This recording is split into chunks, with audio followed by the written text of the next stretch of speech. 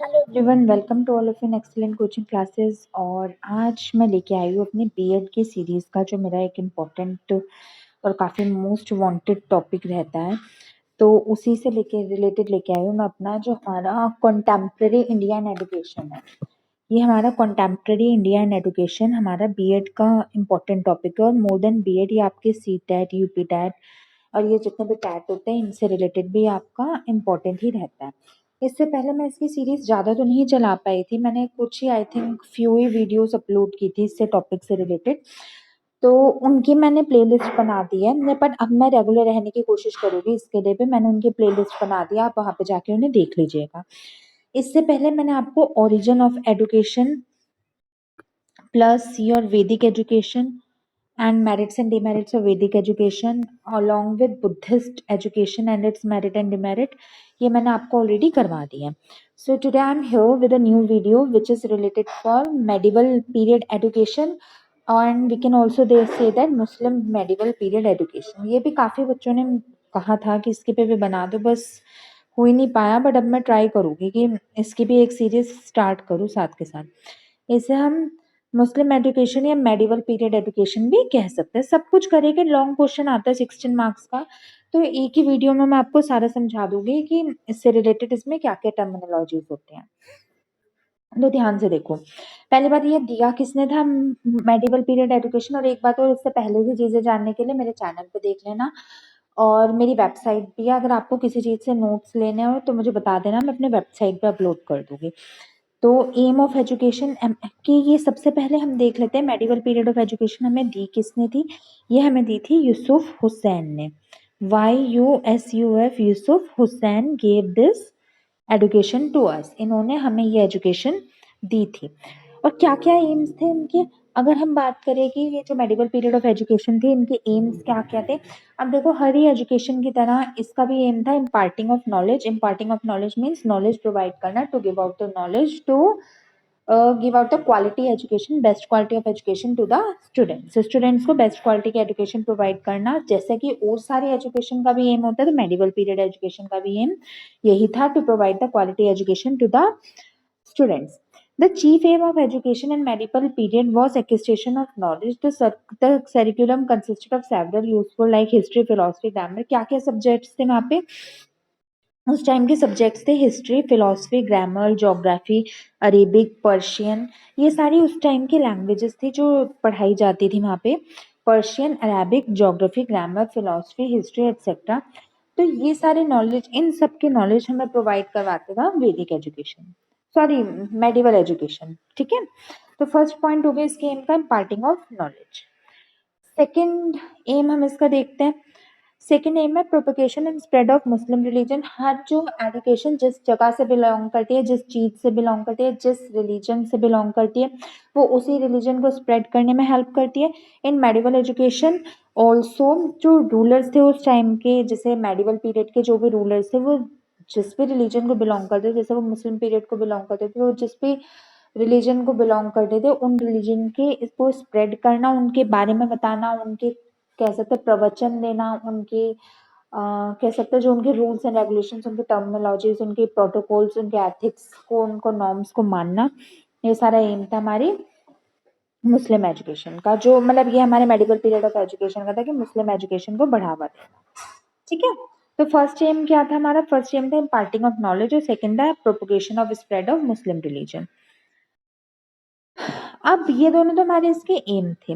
अब हम देख लेते हैं कि education system in medieval period, वहाँ पे एजुकेशन सिस्टम में क्या क्या था, या what was included in the medieval period education. उनके पीरियड ऑफ एजुकेशन में क्या क्या इंक्लूड होता था। In the Muslim period education was divided into two stages named as primary and higher. आज भी ऐसे ही है, प्राइमरी, सेकेंडरी, हायर एजुकेशन होती है। तो तब भी मेडिवल पीरियड ऑफ एजुकेशन भी हमारे दो भागों में बटी हुई थी। First one was your primary education and second one was your higher education. दो पार्ट्स में डिवाइडेड थी, प्राइमरी एजुकेशन और हायर एजुकेशन में। The primary education centres of education were called as maktabs. जो प्राइमरी सेंटर्स के या प्राइमरी एजुकेशन के थे वो हमारे कहलाते थे मकताब्स, और जो सेकेंडरी या हायर एजुकेशन के थे वो हमारे कहलाते थे मादर्स। मादर्श और मकताब, MADRASH मादर्श और MAKTABS मकताब। तो आगे देखते हैं इसमें, जो ये हमारा मकताब्स था, मकताब्स वर द प्राइमरी स्कूल्स।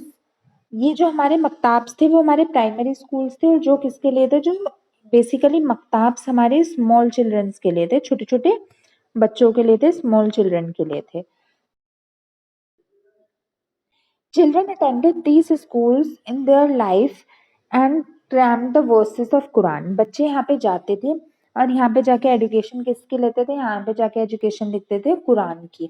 वही उनकी हॉली बुक है, जो जो उनकी हॉली बुक थी, उनकी एजुकेशन लेते थे। जो प्रिस्ट थे मॉस्क्यू के, वो वहाँ के टीचर थे। ऐसे हर ही जगह होता है, जो रिलीजन के हेड होते हैं, जो रिलीजन के हेड होते हैं, वही वहाँ के पुराने जमाने में, एंशियंट एजुकेशन है, कंटेम्प्रेरी इंडिया की एजुकेशन है, तो वही वहाँ के वो होते थे मार्गदर्शक, और वही वहाँ के होते थे हमारे प्रीचर, और वही वहाँ के टीचर होते थे। जैसे आजकल के तो टीचर और पुजारी डिफरेंट होते, बट वहाँ के उस टाइम के सेम हुआ करते थे। उनके पास फुल नॉलेज होती थी अपनी उन प्रेयर की, उन रिलीजन की, जो वो बच्चों को पढ़ाते थे। थ्रू रिचुअल्स बिस्मिल्लाह, वो वहाँ पे बिस्मिल्लाह की जो की एजुकेशन थी, वो भी वो उनको गेन करते थे, जो उनके पर्चेज थे उनको वो गेन करते थे। सिर्फ एक ही टीचर सारे बच्चों को पढ़ाता था, और सिंगल टीचर के पास ही सारे राइट्स थे उस टाइम में बच्चों को पढ़ाने के। वो टीचर कौन होता था, वो होता था कल्चर ऑफ मॉस्क्यू, मॉस्क्यू के जो हेड होते थे। जो उनका जो मेन फेथ था वो ये था, अपने रिलीजन को अगर हम बढ़ावा देंगे तो इससे रिलीजियस फीलिंग जागेगी बच्चों में। कौन से बच्चे होते थे मकताब्स में, छोटे छोटे बच्चे, प्राइमरी लेवल के छोटे छोटे बच्चे, ठीक है। और सेकंड जो मादर्श होते थे, मदराशा, मदराशा, जो ये मदराशा होते थे, ये हायर एजुकेशन के लिए होते थे। यहाँ पे जो बच्चे होते थे वो जो बड़े हो जाते थे, जो प्राइमरी एजुकेशन ऑलरेडी मकताब से ले आते थे, वो मदराशा में जाते थे। अब इनमें क्या होता था, इनमें थोड़ी ना क्या थी, जैसे वो मकताब्स में जैसे प्राइमरी एजुकेशन ही प्रोवाइड की जाती थी, लेकिन यहाँ पे थोड़ी उससे हटके थोड़ी और नॉलेज प्रोवाइड की जाती थी। और ये जो हमारी मदरासा में थी, यहाँ पे आपके जो मीडियम ऑफ इंस्ट्रक्शन थे वो अरेबिक और पर्शियन लैंग्वेज में गिवन दिए जाते थे। तो वही बात है, जब तक बच्चे छोटे होते थे तब तक उनकी थोड़ी नॉलेज कम दी जाती है, थोड़ी नॉलेज लिमिटेड दी जाती है। जैसे बच्चा बड़ा हो जाता है तो उसे ऑलराउंड डेवलपमेंट की सारी नॉलेज दी जाती है। ठीक सेम केस इसके साथ भी होता है। जो ये मकताब्स होते थे, ये मकताब्स में जो एजुकेशन होती थी वो तो सिर्फ अपनी रिलीजियस एजुकेशन देते थे, लेकिन मदरासा में जो एजुकेशन है वो आपकी पर्शियन लैंग्वेज, अरबिक लैंग्वेज, मतलब और भी साथ में। अब सर्कुलम वगैरह तो थे नहीं उस वक्त, अपने आप ही सोचते थे, जो वहाँ के हेड ऑफ द डिपार्टमेंट होते थे वो ये सोचते थे कि चलो अब हम बच्चों को ओवरऑल अदर काइंड की नॉलेज भी प्रोवाइड करें, जो वो करते थे। जो मदरासा का मेन सेंटर था वो लखनऊ था, और Lucknow are the famous centres of Muslim learning and centres even to, वो वहाँ का फेमस लर्निंग सेंटर था। और वहाँ पे ही मेन एजुकेशन प्रोवाइड की जाती थी मदरासा को, ठीक है। फिर वहाँ पे पाठशाला कैसे थे, तो गुरुकुल और pathshala system continued in the medieval period also. During this period elementary education was continued, it was aimed at providing 3 hours। तो बेसिकली अगर हम बात करें तो ये जो पाठशाला थी, जैसे कि हमारे हिंदू में होती थी, ऐसे यहाँ पे भी पाठशाला हुआ करती थी। और गुरुकुल और पाठशाला सिस्टम वैसे ही रहा था मेडिवल पीरियड में भी। और वहाँ पे भी जो होती थी मेडिवल पीरियड में, उनका भी एम यही होता था, बच्चों को नॉलेज प्रोवाइड करना, ठीक है। अब एजुकेशनल सिस्टम कैसे होता था, एजुकेशनल इंस्टीट्यूशंस कैसे होते थे। School was a natural artificially constructed, it was teacher hermitage aim server beyond distraction of urban life functioning in solitude and silence. वहाँ पे भी जो बच्चों की पढ़ाई होती थी वो शांति से साइलेंस में हुआ करती थी। और जैसा कि एंशिएंट एजुकेशन का एम होता था कि in the lap of nature आपको पढ़ाई मिले, आपको एजुकेशन मिले। What is the meaning of lap of nature, प्रकृति की गोद में। तो ऐसे ही इनका भी एम था, ये भी शांति और भीड़ भाड़ वाली जगह से, खैर भीड़ भाड़ अभी होती है, पहले तो भीड़ भाड़ होती नहीं थी। तो भीड़ भाड़ वाली जगह से दूर होके और शांत एनवायरमेंट में पढ़ाई करवाना ही इनका एम होता था, हमारे मेडिकल एजुकेशन का, जैसा कि आज होता है, ठीक है। काशी, अयोध्या गुनाशिला, कांदनपुर, मिठाला और नवदिव्या मंदिर, तिरमुकदा मंदिर, ये सारे जो मंदिर हैं, the sources speak about the following of learning. मतलब जो वहाँ पे ये हमारी जगहें थी जहाँ पे उनको वो एजुकेशन मिलती थी। आप इनमें से गिनेगी भी 3-4 के नाम याद कर लेना। अब टीचर टॉट रिलेशनशिप देखे, टीचर में और बच्चों में रिलेशन कैसे थे। ऑफ कोर्स टीचर एंड बच्चों में रिलेशन काफ़ी अच्छे थे। स्टूडेंट्स बहुत रिस्पेक्ट करते थे टीचर्स की और टीचर्स भी बहुत प्यार करते थे बच्चों को। टीचर्स को कॉइन भी मिलते थे, मतलब जैसे कह सकते हैं ना आजकल जैसे फीस होती है टीचर्स की, तो उन्हें कॉइन भी मिला करते थे एज अ रिवॉर्ड। और उनको भी बहुत अच्छा लगता था पढ़ाने में, बच्चों को भी बहुत अच्छा लगता था उनमें पढ़ने में। वो एक बहुत अच्छे सॉर्ट ऑफ रिलेशन शेयर करते थे। Higher classes were taught by himself. Sir S.M. Jaffer in his book entitled Education in Muslim regarded the teacher integrity was unshakable and absolute. जो S.M. Jaffer था उन्होंने अपनी एजुकेशन में कहा था कि ये जो हमारी एजुकेशन है ये प्रोवाइड करते हैं, ये बहुत ही इनमें जो मेडिवल पीरियड की एजुकेशन थी उसमें टीचर का रोल बहुत अच्छा था और टीचर का रिलेशन भी बहुत अच्छा था, एब्सोल्यूट था, अनशेकेबल था। अनशेकेबल मतलब जो कभी नहीं टूटने वाला था, एक अटूट उनके बीच में रिलेशन था। High position the high position the society and through their environments were small, they universal respect and confidence. उनके बीच में यूनिवर्सल रिस्पेक्ट और कॉन्फिडेंस हुआ करता था। अब सर्कुलम क्या था मेडिवल पीरियड में?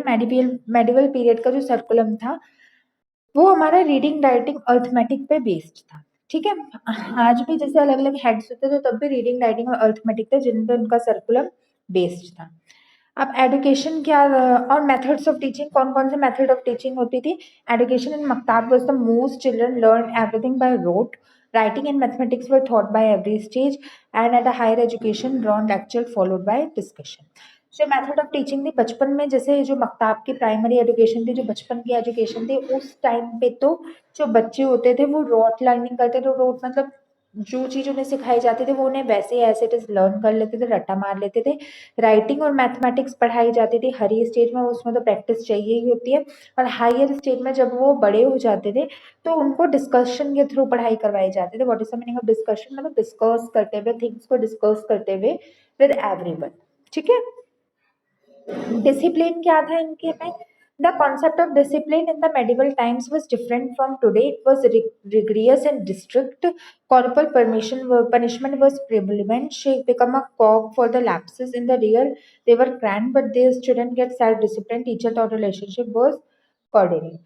क्या होता था जैसे डिसिप्लिन हमारा आज का ना, आज का तो लीनियन डिसिप्लिन है, मतलब इतनी ज़्यादा मार पिटाई पे, इतनी ज़्यादा पनिशमेंट पे बिलीव नहीं किया जाता है। लेकिन ये जो उस टाइप का डिसिप्लिन था, उस टाइप का डिसिप्लिन काफ़ी रिगिड था, काफ़ी स्ट्रिक्ट था। और अगर बच्चे कोई गलती करते थे तो उनके लिए उन्हें बहुत सख्त से सख्त सजा भी दी जाती थी और जो पनिशमेंट थी वो बहुत ज़्यादा स्ट्रिक्ट होती थी।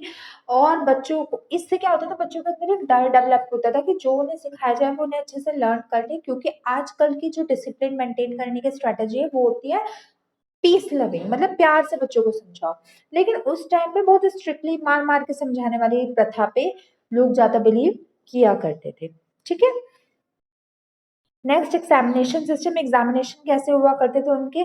For evaluating the knowledge of the students test were periodically, examination were both oral and written, मतलब वहाँ पे भी एग्जामिनेशन ओरल भी हुआ करते थे, रिटन भी हुआ करते थे। जो मेरिटिशियस स्टूडेंट, जो अच्छे स्टूडेंट होते थे, उन्हें स्कॉलरशिप भी अवॉर्ड किए जाती थी। Knowledge of students is also adjusted and machines and intellectual gathering. जो उनकी नॉलेज होती थी वो जैसे इंटेक्चुअल या इंटेलिजेंस की गैदरिंग होती है, जैसे परचेज होता है आजकल, जैसे सेमिनार्स वगैरह होते थे तो वहाँ पे जो गैदरिंग हुआ करती थी वहाँ पे उनकी नॉलेज को प्रदर्शित किया जाता था जो वो सीख के आते थे स्कूल्स में। स्कूल्स में मतलब मकताब से और मदरासा में। ठीक है, education of girls during this period, education of girls was restricted to the higher families. मतलब आज भी आप देख लो, आज भी गर्ल्स एजुकेशन इतनी ज़्यादा कई जगह पे नहीं है, लेकिन क्योंकि ये मेडिवल एजुकेशन है तो वहाँ पे उस टाइम पे तो एंशियंट एजुकेशन है, क्योंकि तो उस टाइम पे तो बिल्कुल भी गर्ल्स की एजुकेशन रिस्ट्रिक्टेड सिर्फ हायर फैमिलीज की थी। जो लोग अमीर थे और हायर फैमिलीज को बिलोंग करते थे सिर्फ उन्हीं को ही ये मिलती थी एजुकेशन, बाकी जो नॉर्मल गर्ल्स थी उनको नहीं मिलती थी। किंग्स की डॉटर जैसे गुलबंदन, जेबुनिसा, Jahanara, Salim, Mumtaz Mahal, etc., accepted great skills and experience in the field of language, literature, and evidence to loved for art, music, and drama. So their system was there. अब जो ये बड़े बड़े राजा महाराजाओं की बेटियां थी जैसे गुलबंदन, जहारा, मुमताज, इन्होंने तो स्किल्स प्रोवाइड की थी क्योंकि वो राजा महाराजा के यहाँ थी, हायर फैमिलीज की थी। इनके पास तो अच्छी सी लैंग्वेज की नॉलेज थी, लिटरेचर की थी, ये आर्ट, म्यूजिक, ड्रामा सब इनको आता था। लेकिन जो अदर स्मॉलर फैमिलीज की गर्ल्स होती थी उनको नॉलेज प्रोवाइड नहीं की जाती थी या उनके पास नॉलेज नहीं होती थी। ठीक है, तो स्टूडेंट्स ये आपका मेडिकल एजुकेशन था। मैंने आपको पूरा 16 मार्क्स का क्वेश्चन करवा दिया है, इसके बाहर इसमें कुछ नहीं आएगा। आप इसे एज इट इज लर्न करिए, लिखिए अपनी नोटबुक में, और कोई डाउट हो या अगर आपको कोई पॉइंट समझ ना हो तो आप मेरे से कभी भी पूछ सकते हो। Ever time happy to help you out. आप इसे लिखना, और अगर आपको किसी चीज़ के नोट्स चाहिए तो वो नोट्स आप मेरे कमेंट सेक्शन में लिख दिया करो। मेरे पास वेबसाइट है, मतलब मेरी अपनी वेबसाइट है, मैं अपने आपको वेबसाइट का लिंक प्रोवाइड कर दूंगी। अगर आपको नोट्स चाहिए एग्जामिनेशन के लिए तो उसके नोट्स आप वहां से ले लेना। ठीक है, so thank you so much for watching my video. Hope you like my video. If you like my video, then please like it, subscribe my channel, as well as press the bell icon in order to never miss any new update. Okay, students, then I will meet you in my next video very, very soon. Till then, goodbye and stay tuned. Thank you so much for watching my video. Goodbye.